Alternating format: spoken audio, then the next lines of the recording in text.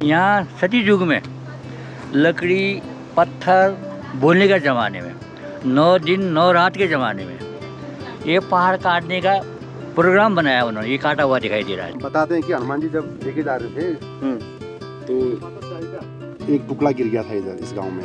লক্ষণকে বাঁচানোর জন্য হনুমান যখন ওই গন্ধমাদক পর্বত নিয়ে যাচ্ছিল। आता है ना दूध का साथ खाता है छोटा छोटा আচ্ছা, दूध में डालेंगे ये सब तो आए होते हैं।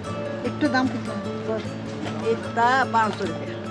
हाँ तो ये तो अनेक ना। बड़ा तो उन्होंने आंख बंद किया और मुंह खोलो बोला। मुंह खोला तो उन्होंने गर्म चिमटे से सारा पत्थर गर्म करके मुंह में डाल दिया तो वो फट गया तो उसकी जो सारे अंदर की जो भी चीज़ें हैं वो सारे इस चट्टान में चिपक गए हैं।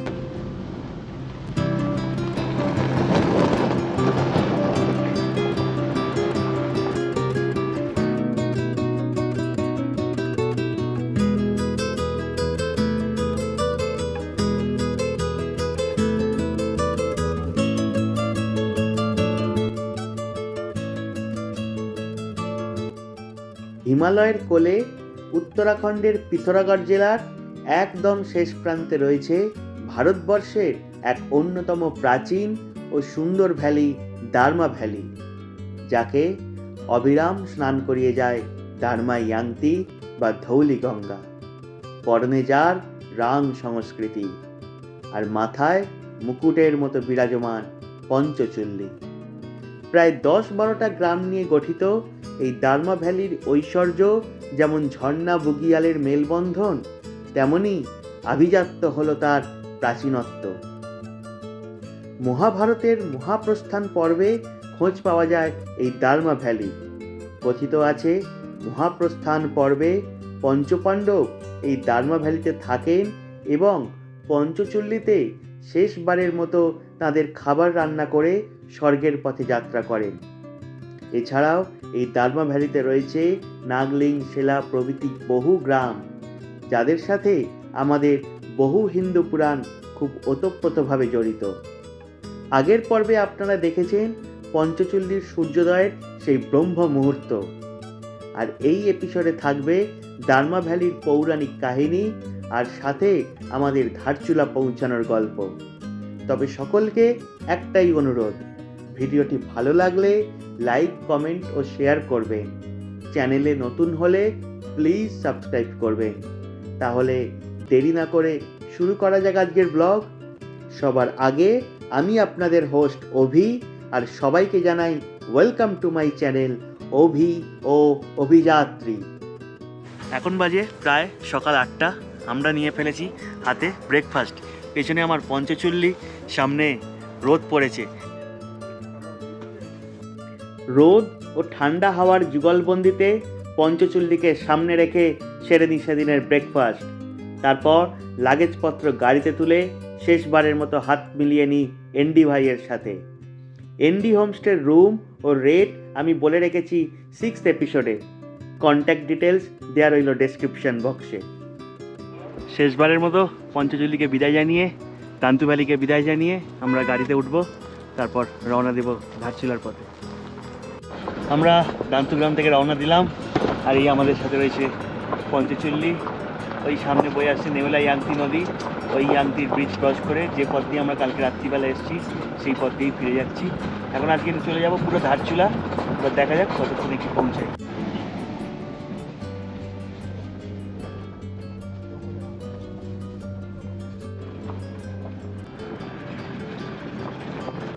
সকালবেলার পরিষ্কার নীল আকাশ আর ঝলমলে রোদে যেন পিঠ পেতে দিয়েছে দান্তুগ্রাম, আর তার বুক চিরে বয়ে চলেছে নেওলা ইয়াংতি। সোবলা থেকে শুরু করে দার, ভংলিং, উর্তিং, সেলা, ফিলাম, চাল, নাগলিং, বালিং পেরিয়ে দুক্তু ও দান্তুতে এসে শেষ হয় এই দার্মা ভ্যালি। উচ্চতার দিক থেকে দেখলে প্রায় 2000 মিটার অল্টিটিউডে শুরু হয়ে শেষ হয় প্রায় 4000 মিটারে। এপ্রিল থেকে জুন আর সেপ্টেম্বর থেকে ডিসেম্বরের মাঝামাঝি হলো দার্মা ভ্যালিকে উপভোগ করার আদর্শ সময়। আমরা এখন চলেছি দার্মা ভ্যালির বুক চিরে এবড়ে খেবড়ে রাস্তা ধরে। এই হচ্ছে রাস্তা, যে রাস্তা ধরে আমরা কালকে রাত্রিবেলা এসেছি। আর এই হচ্ছে দার্মা ভ্যালি।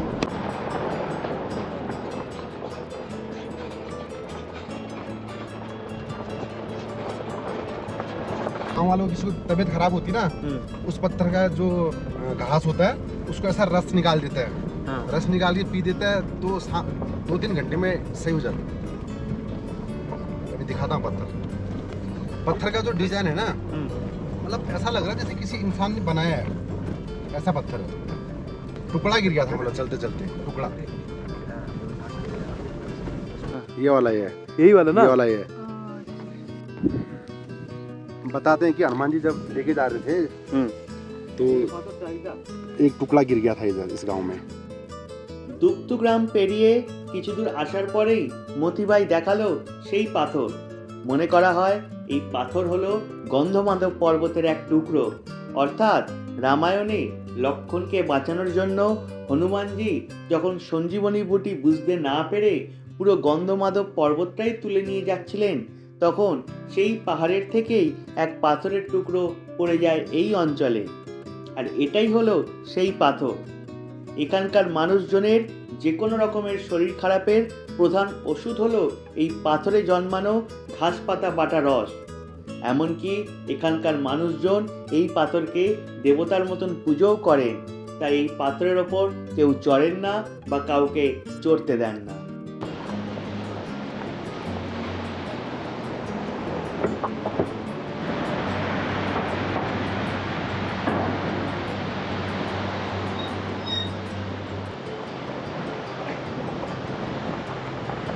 ये मेरा नागलिंग गांव है।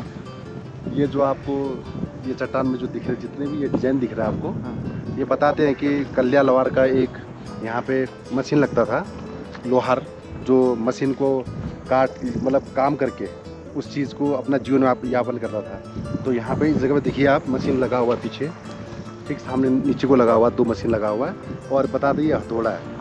तो इस जगह में क्या होता था, जो नाग है, अच्छा ये 2 मशीन है, हाँ, और ये हथौड़ा है। हथौड़ा है। जो नाग है वो ये करता था यहाँ पे कि जो भी ऊपर या नीचे आने वाले को उनको वो खा लेता था। तो एक दिन क्या किया कल्या लोहार ने, उसने ये बोला कि सांप को बोला कि मेरे से दोस्ती कर लो, तो उसने उससे दोस्ती कर लिया। और दोस्ती करने के बाद उनको बोला कि दावत में खाने के लिए बुलाने के लिए, तो बुलाया उन्होंने। तो वहाँ पे उन्होंने क्या कर रखा है, पूरे पत्थरों को लाल करके गर्म कर दिया मशीन में।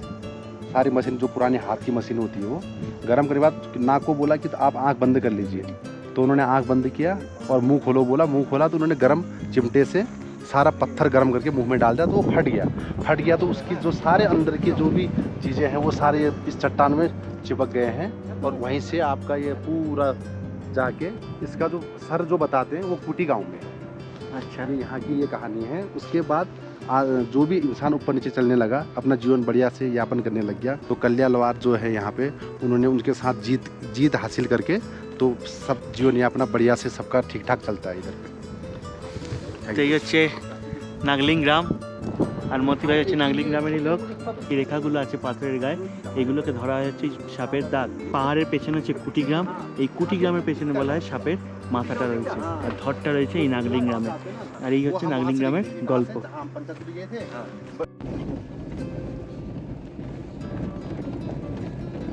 মতি ভাইয়ের থেকে নাগলিং গ্রামের এই পুরাণ শুনে বুঝতে পারলাম প্রত্যেক জায়গারই যেমন এক নিজস্বতা রয়েছে, তেমনই রয়েছে এক নিজস্ব গল্প। আর সেই জায়গা আরও মনের মধ্যে দাগ কেটে দেয় যদি মতি ভাইয়ের মতো একজন ভালো ট্যুর গাইড বা ড্রাইভার পাওয়া যায়। সত্যি মতি ভাই আমাদের এই পুরো ট্যুরটাকে আরও বেশি সুন্দর করে তুলেছিল তার জ্ঞান ও অভিজ্ঞতা দিয়ে। আগের দিন রাত্রিবেলা আমরা এই সব রাস্তা দিয়ে গেছি, মানে গতকাল রাত্রিরে সব রাস্তা पूरा ग्लेशियर वाला है। ये गाड़ी थी पहले मेरी, ये ट्रिपल एस लिखा हुआ ऊपर से देखना, बिल्कुल ऊपर। हाँ ये थी मेरे पास, मेरे भाई साहब बैठ के।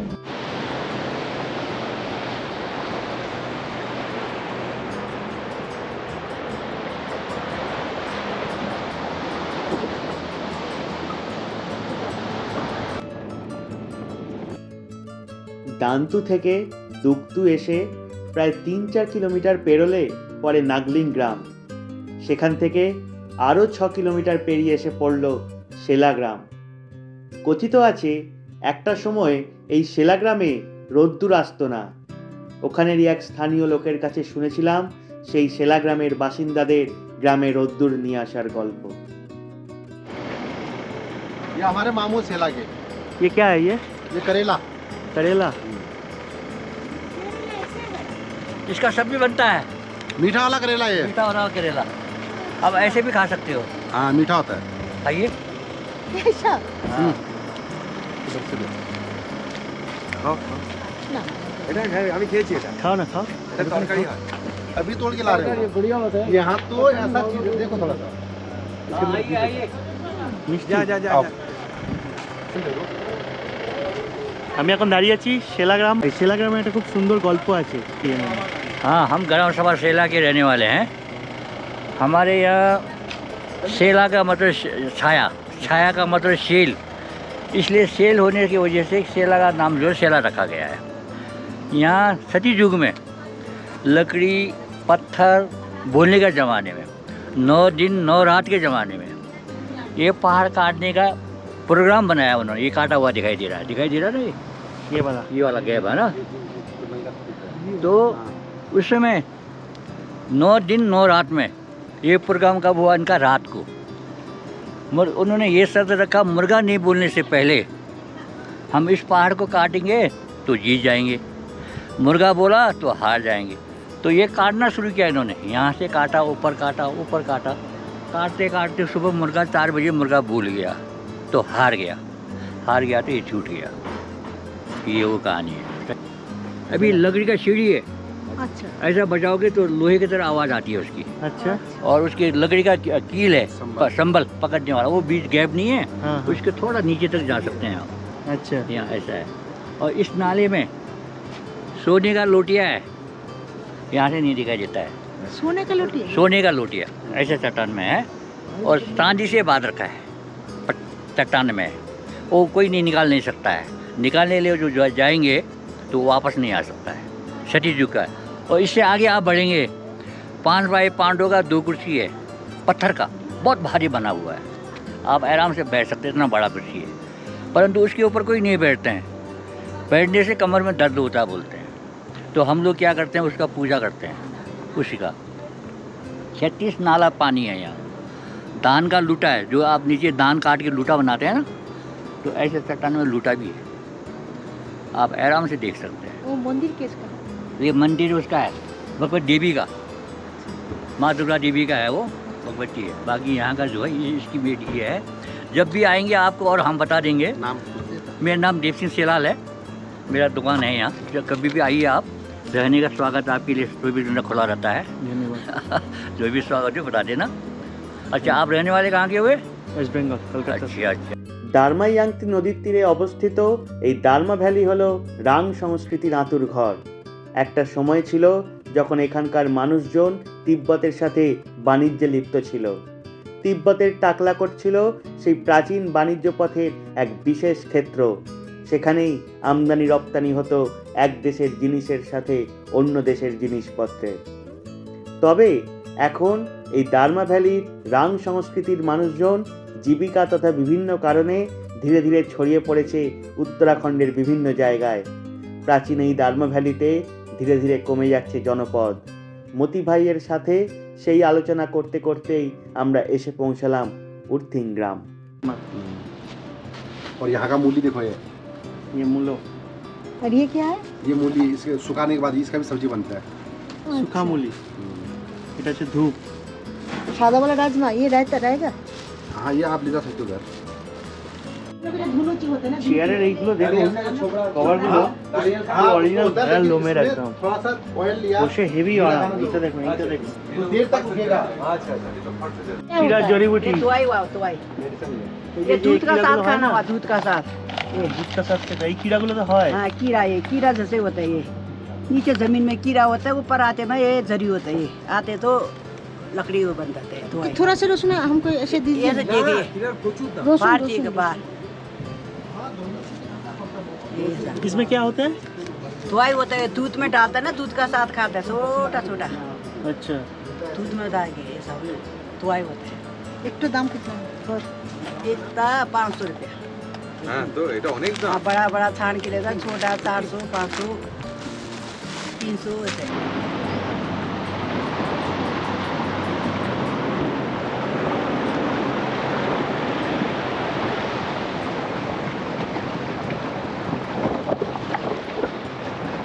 ये जो सामने आ रहा है, हाँ सामने जो आ रहा है ये तिंगथा झरना है। हाँ बताते हैं कि इसके जो ऊपर टॉप में नाग नागिन एक जो धन है, पुराना जो धन रखा गया है, उसकी देखभाल करते हैं। तो उस मूल से नीचे को ये झरना नीचे गिरता है। अच्छा इसको तो बोलते हैं तिंगथा झरना। अच्छा तिंगठा तिंगथा झरना प्लीज डेव आप उतर के देखना, बहुत बहुत हाइट है इसकी।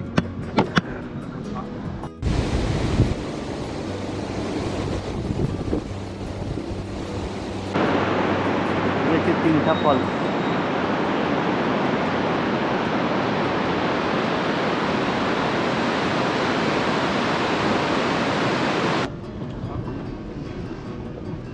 तिंगथा झरना हुआ है।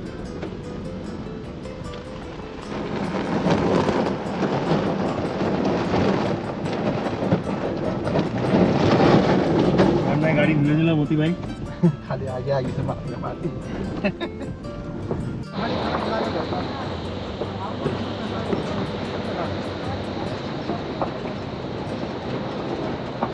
ओके हुआ, देखते हैं अभी फोन करेंगे इसी में। আমরা শোভলা ব্রিজ পেরোলাম हाँ